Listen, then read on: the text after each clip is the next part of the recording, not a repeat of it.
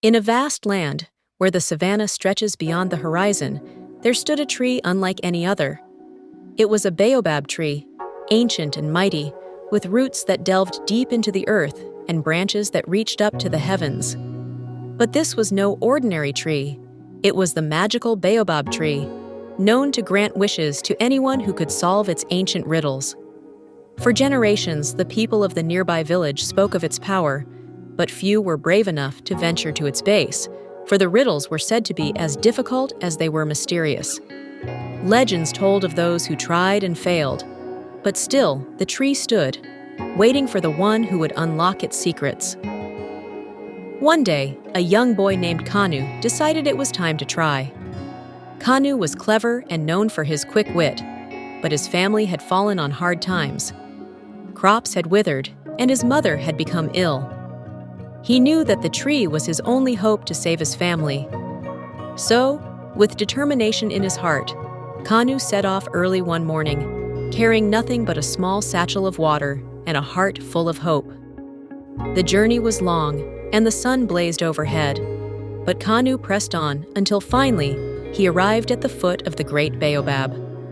The tree's bark was rough and ancient, its trunk so wide that it would take several people holding hands to wrap around it. Kanu placed his hand on the bark, feeling the age and power of the tree. Suddenly, a deep voice echoed from the branches above.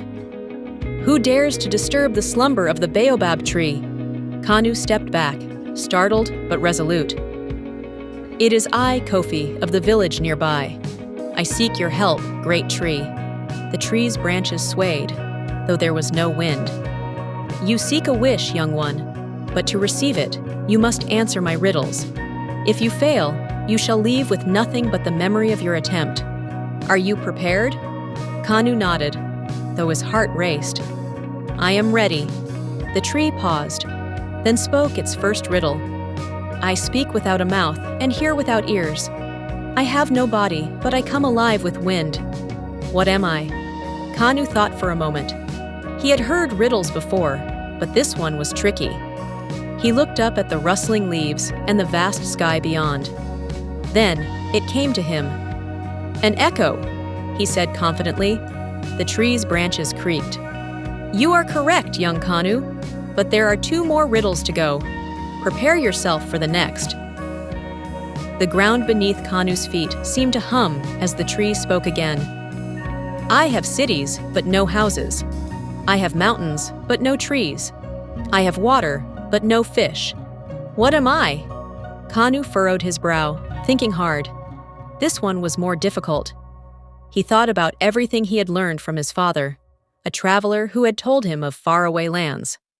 Suddenly, the answer came to him like a flash of light. A map! The baobab tree groaned, its bark shifting slightly as if it were pleased. "You are wise, Kanu.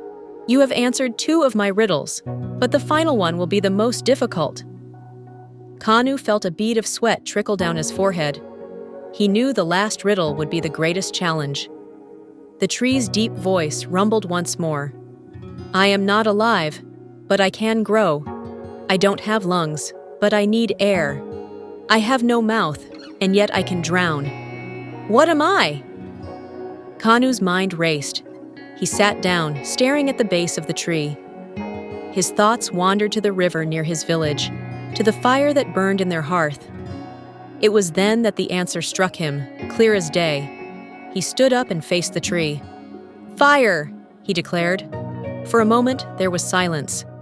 Then, the tree's branches shook violently, and the ground rumbled beneath Kanu's feet. The great baobab tree had accepted his answer. "You have done well, Kanu," the tree said. "You have solved my riddles, and now you shall have your wish. Speak, and it shall be granted." Kanu took a deep breath. He could have asked for anything, riches, fame, or power. But he remembered why he had come. "I wish for the health of my mother, and for the crops of my village to grow once more." The tree's leaves shimmered, and a soft light began to glow from its trunk. "Your wish is granted, noble Kanu. Return to your village, and you will find what you seek." Kanu bowed deeply to the tree, filled with gratitude.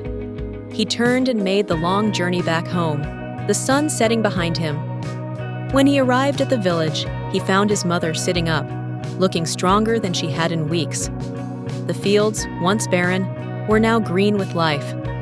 Kanu's heart swelled with joy, for the great baobab had kept its promise. And so, the story of the magical baobab tree spread far and wide. But Kanu, ever humble, never sought glory for himself. He knew that the greatest power of all was not in the wish granted, but in the wisdom and courage it took to earn it. And so ends the tale of Kanu and the magical baobab tree. Some say the tree still stands today, waiting for the next brave soul to solve its riddles and claim a wish. But be warned, dear listener, for the riddles are not easy, and only those with true wisdom shall succeed.